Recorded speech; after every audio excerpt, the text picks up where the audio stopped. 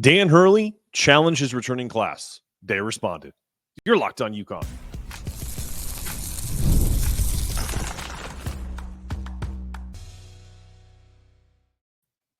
Thanks for making Locked On UConn your first listen every day. We are free and available wherever you get your podcasts and on YouTube as part of the Locked On Podcast Network. Your team every day. A little housekeeping. My YouTube support, fantastic. Keep it going. I'd love to have all my subscribers download the audio version wherever you get your podcasts. It's equally as important. Helps our audience and UConn Locked On audience grow. So if you can do me two quick favors, first click that button at the bottom of your screen. Click, and then head over to Apple, Spotify, wherever you get your podcasts. Hit that follow button. This way, you'll never miss a moment of Locked On UConn. I can't tell you how much your support means to me. If you're tuning in from your car, once you finish your show, please drop us a 5-star review. These good reviews trigger referrals for similar shows. We could get some new audience members who are interested in UConn content, but maybe just have a hard time finding all there is to see. Today's episode is brought to you by FanDuel. Make every moment more. As the playoffs wind down, the sports stop sporting like we want them to. But this summer, FanDuel is hooking up all customers with a boost or a bonus daily. That's right. There's something for everyone every day, all summer long. Visit FanDuel.com to get started. Well, Danny Hurley has quietly threw the gauntlet down to his returning four sophomores by bringing in players who could potentially take their spots.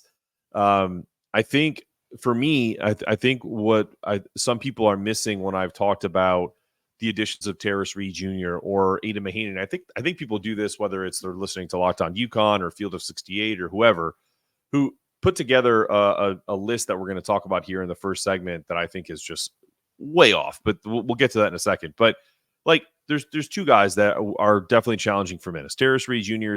is challenging Yusuf Singari's minutes because he is a more established player. 10 points a game in the Big Ten, 7 rebounds, a couple of blocks. Like those aren't numbers to sneeze at. And that's essentially numbers to replace Donovan Clingan, not the player himself. So before you listen to that and go, he can't replace Donovan Clingan, you're right. He can't do it on his own. But as a part of a tandem, he 100% can. Or as a part of a trio. But either way, that takes away minutes from someone you've recruited in Yusuf Singari, who showed a lot of promise in that open practice from everything that I've heard, right? Then there's Aidan Mahaney. Aidan Mahaney, who I think could be a fantastic player in college basketball, has limitless potential to be the type of player that Danny Hurley loves, a proven winner, a kid that's got grit, that doesn't have a lot of frills, does not, he's got social media, so he's not Cam Spencer, but he's not on Instagram every 2 seconds. He's not on TikTok. This dude is legit. He's averaged 13.9 points a game for 2 seasons straight in the WCC. Yes, the WCC is not the Big East, but it's a challenge nonetheless.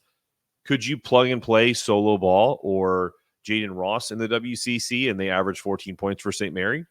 Maybe, but we don't have that luxury to know. But what we do know is that we have a 14-point per game scorer that's learning the process of what UConn is and what potential be brought to the table. Now, does that mean that Danny Hurley just casts all of his players aside who he's created a relationship with over the last 3 years, including the recruitment process, to satisfy the winning? No, it means you stack talent and you let the chips fall where they may, where you get competition. So there's a lot of buzz around Jaden Ross, around Jalen Stewart, around Solo Ball, and deservedly so.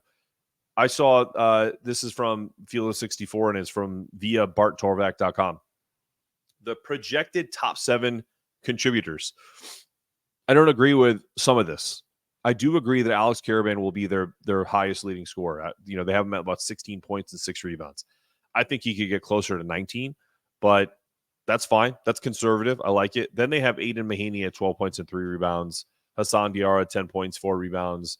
Terrace Reed Jr., 8 points and 6 rebounds. Then you give me Liam McNeely at 9 and 5, which I'm totally fine with.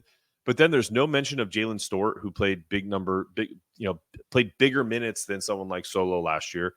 Is essentially what they're saying is that Liam is going to take over for Jalen? There's no way. This is where these kind of these analytical projections before a guy plays even a minute in Dan Hurley's offense is silly. So while I think that's conservative for Liam, I think he could average probably do more. But this team is so deep. I think there's something to be said about I think Joe Arruda mentioned this yesterday, is that Dan Hurley could potentially have a mixture of Hassan Diarra or Ahmad Noel, one of those two at the guard. I'm not saying starting, just at some point on the court at the same time, and then have essentially the rest of the crew is 6'7" to 6'8", which is you have Jalen Stewart, you have Liam McNeely, you have Jaden Ross, then you have Alex Caravan. So you put together 4 or 5 guys who can all go and can all play defense, but also are plus shooters. So that leaves someone like Aidan, who is not the biggest guy in the world, who's more of a tweener, that's 6'2.5", 6'3" position, where we're trying to find minutes for him. And unfortunately, if that's the case for him, that would suck to be kind of the odd person out. But for the guys who have been at UConn for a few years, I think that actually would be incredible for them, because they've been playing with the same group for now 2 years.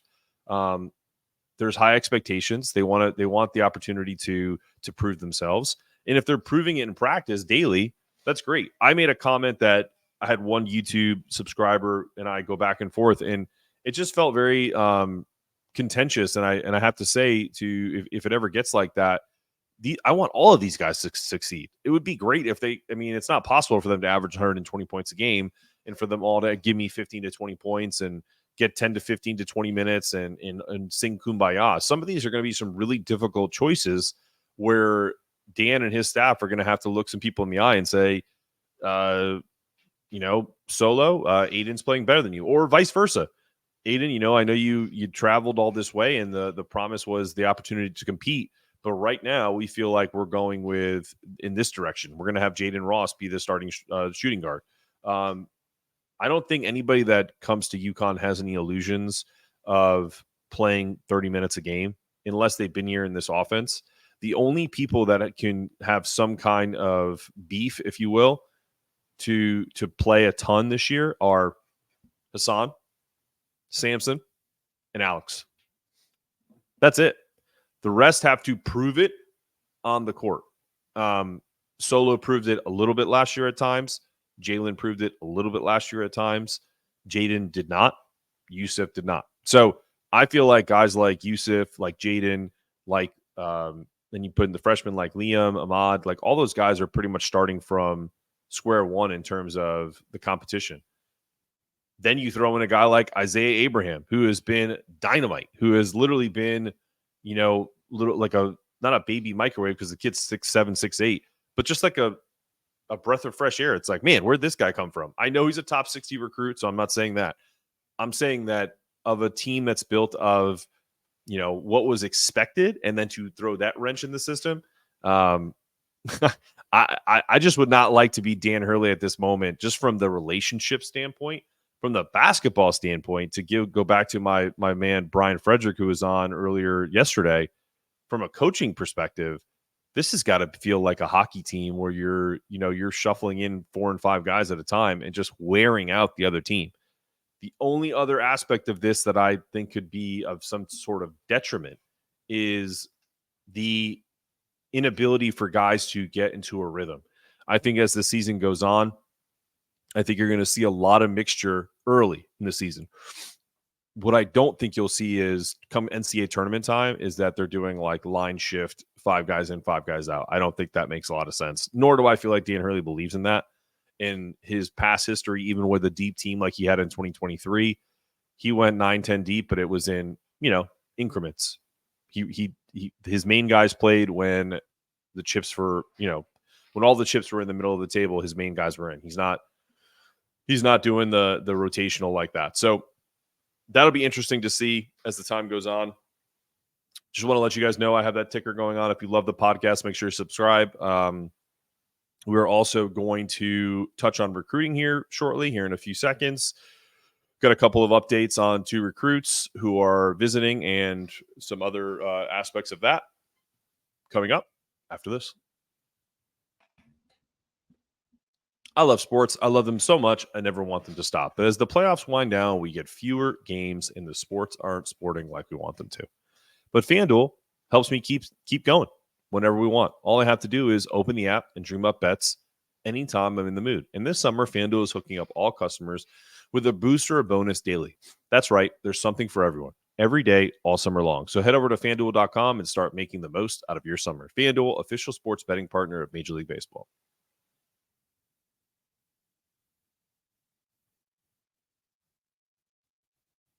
You're back on Locked On UConn.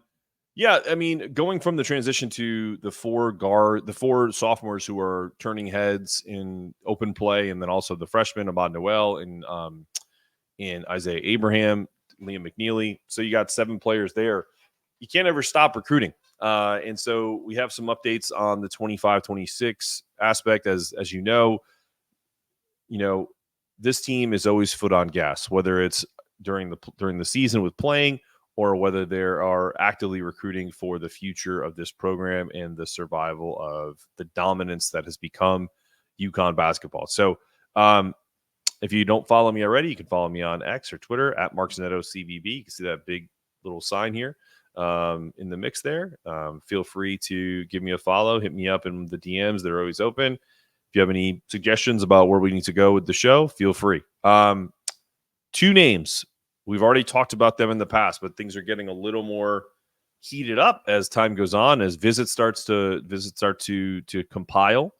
We obviously know that Malik Thomas is still in the evaluation phase, but we still feel very strongly that he will be a UConn Husky first and foremost before any other dominoes drop. But there's another guard that is absolutely turning heads that just visited UConn on an unofficial visit, and that's Braylon Mullins. He is an absolute rising star. Took his unofficial visit, looked great in his Husky jersey. He's a guard from Greenville Central, Indiana elite in the AAU world, has rapidly ascended in the national rankings this spring, has become one of the most talked about prospects across all classes.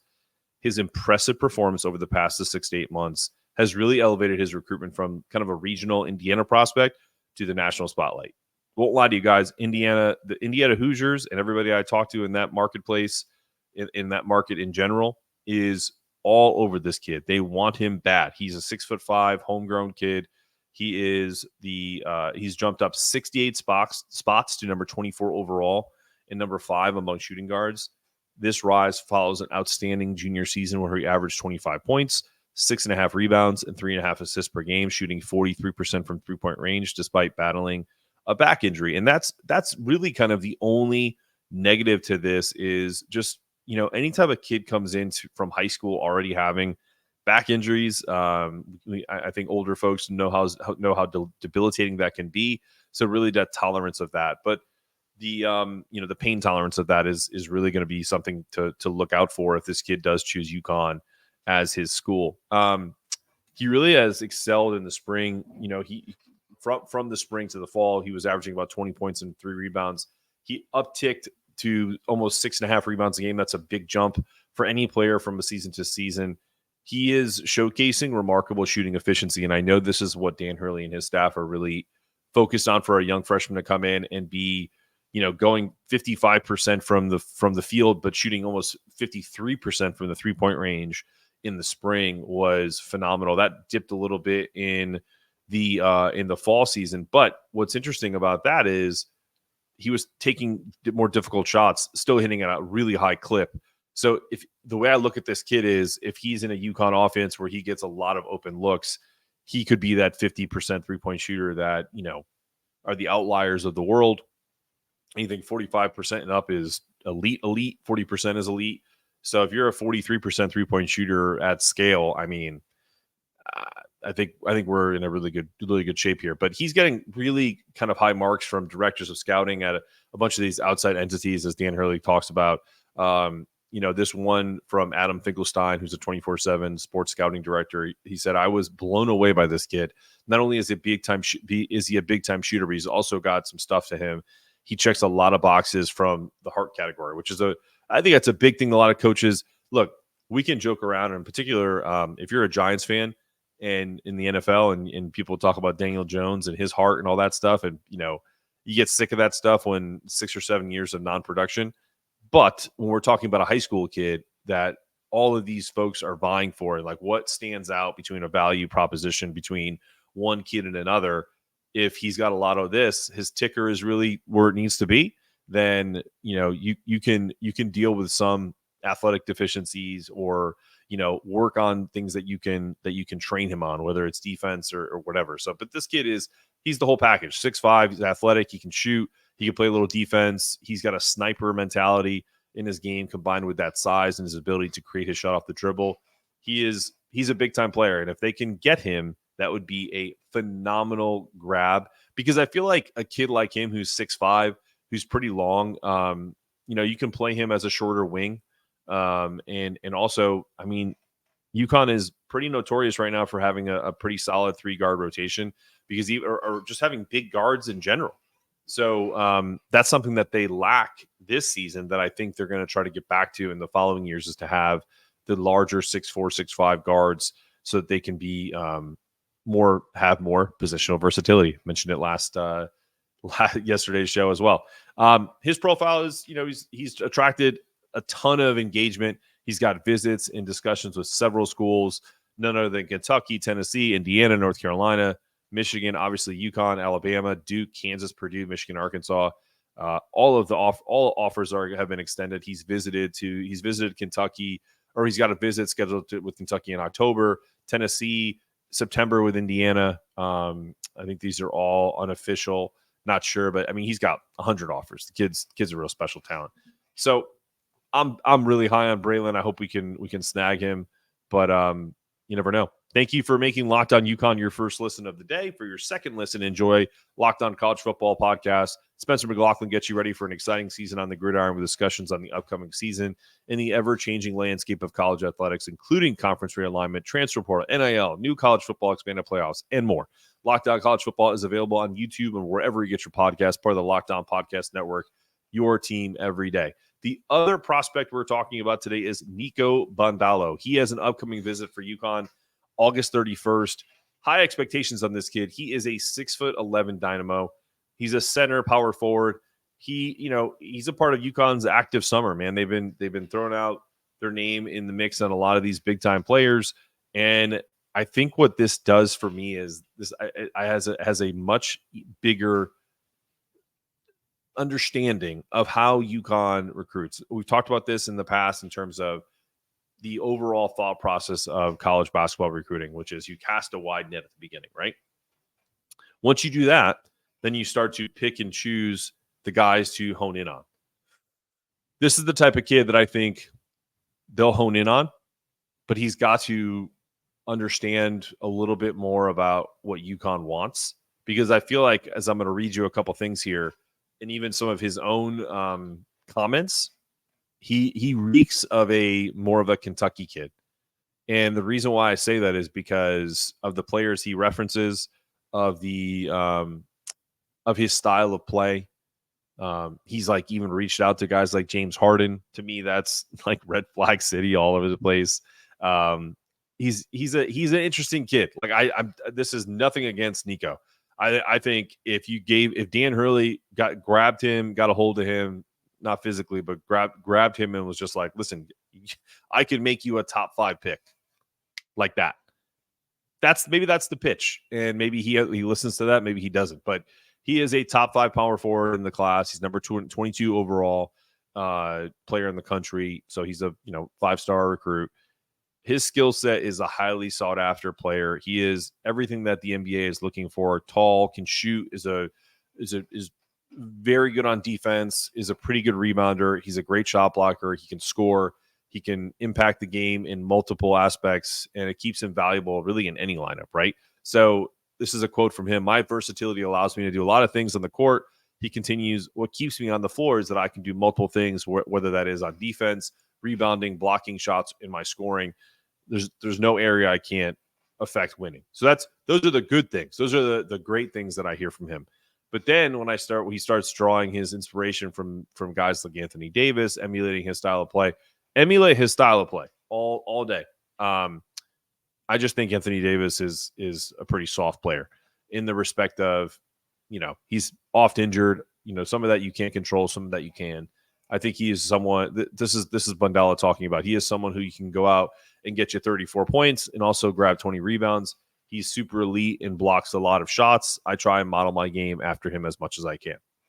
Now, 18-year-old, 17-year-old kid talking aspirationally.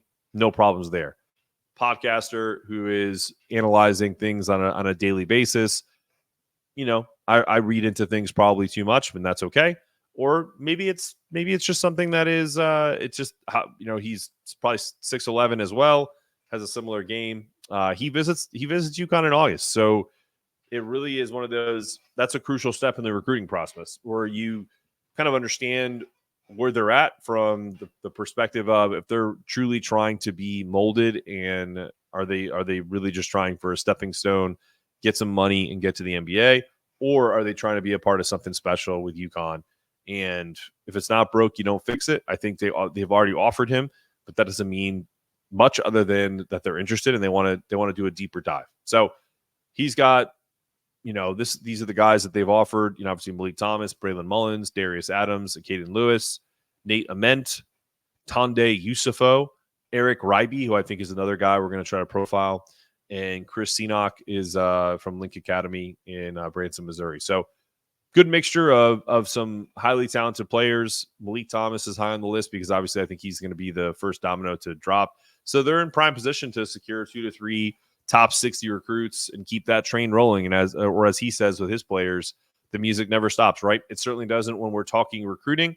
And when we return, we'll talk about a recent top moment in UConn history coming up after this. Everything you need to maintain your vehicle and level it up to peak performance. Superchargers, roof racks, exhaust kits, LED headlights, and more. Whether you're into speed, power, or style, eBay Motors has you covered. With over 122 million parts for your number one ride or die, you'll always find exactly what you're looking for with eBay Guaranteed Fit. Your part is guaranteed fit to fit your ride every time or your money back. Because with eBay, you're burning rubber, not cash. With all the parts you need at the prices you want, it's easy to make your car the MVP and bring home huge wins. Keep your ride or die alive at ebaymotors.com. Eligible items only. Exclusions apply. eBay Guaranteed Fit. Only available to U.S. customers.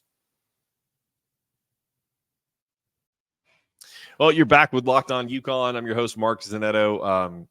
Really great show so far today. I've been having a good time talking about expectations of these players, thoughts about the season and recruiting into 25-26.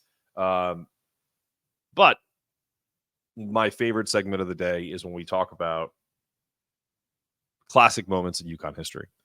And similar to to that Bud Light commercial, Real Men of Genius, I just thought, why not talk about the run? We had, back in my day, we had The Shot with Tate George. As you guys know, I'm a huge Giants fan as well. The Giants had the helmet catch, put those in quotations, right? David Tyree, taking away the perfect season from Tom Brady in the New England Patriots. So this is quite simply just known as the run. And if you're somehow, some way an Illini fan that has wandered into UConn Nation and is talking about is wondering what's going on with the defending champs, I apologize for what you're about to hear. Like this, idea, right? That I don't, records are meant to be broken. In an NCAA tournament game, especially in a regional final, there is never going to be another 30-0 run like UConn did to Illinois. Because as we all know, college basketball, the game itself can be a game of runs, but 30-0 streak in an NCAA tournament game against a Big Ten champion, nonetheless, is unheard of. So, setting the stage, Huskies turned a 23-23 tie into a 53-23 lead in just over 8 minutes and 30 seconds, leading to a 77-52 triumph, and then getting to their 7th Final Four and eventual 6th national championship. So this incredible performance will likely dominate discussions as UConn heads into an off season. And once they end up back in the higher levels of the NCAA tournament, once they get back to their next regional final, you will see these highlights played over and over again. Because if it does start to potentially happen again, let's say someone goes on like a 20-0 run, they may go, ooh, are we going to get closer to that 30-0 run? The answer to that is probably no. It's another 3 or 4 possessions away. So Illinois shot 0 for 17 from the floor, including 5 missed three-pointers. 3 block shots and 3 turnovers. UConn was 11 of 15 from the floor, including 2 3-pointers, 7 assists, 3 offensive rebounds, and 6 of 7 from the free throw line. Donovan was obviously pivotal on both ends of the floor. Some of the famous quotes from this run and after the game is they asked the players, have you ever been a part of something like that? And Tristan said, maybe in high school, but never in college. We played great defense, and it was just a special feeling. So Tristan, ever the soft-spoken word, not exactly a wordsmith in terms of giving, some kind of eloquent answer. That was like, I don't know, probably the perfect example, but Alex also kind of gave a little bit of a tidbit, right? He said a 30-0 run is unheard of. Didn't feel real, and was so much fun with so much energy. I think I don't know if he and it capped with that dunk where I felt like Terrence Shannon Jr. was pretty dirty with the foul on Alex, but it was a nice punctuation point. And Cam Spencer, obviously, we knew he had a run going, but focused on each possession. Proud of our defense, holding them to 23 points in the first half. So what's interesting to me is Cam notably said he absolutely had no idea that they were going on that type of run.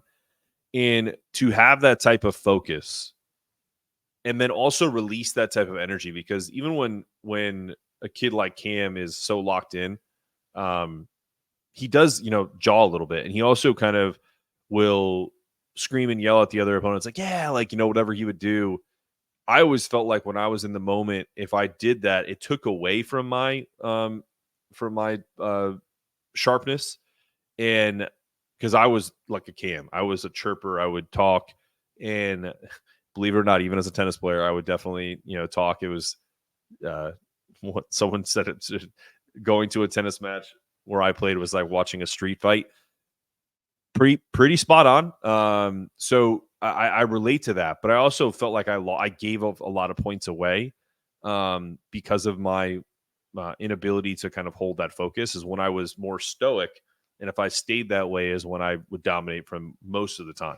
So, I can relate to it, but that's what was so special about this, is that Cam still is out there chirping and kind of keeps that high level. So Coach Hurley's perspective on this was, we're not unbeatable, talking about the team at the time, but our elite performance in all areas makes us as bulletproof as possible in this type of tournament. And I couldn't agree with him more. Like, and he's also talked about how this team coming up can have those same attributes. They don't have to be as elite as the number one efficient offense of the last 25 years, as a top 5 defense going in. But if some of that drops even just a little bit, like marginal areas where they wouldn't be in the annals of college basketball history, but they're still damn good, they're going to compete for another national championships. And that's what makes his system so incredible. Like the idea that he can continue to pump all this,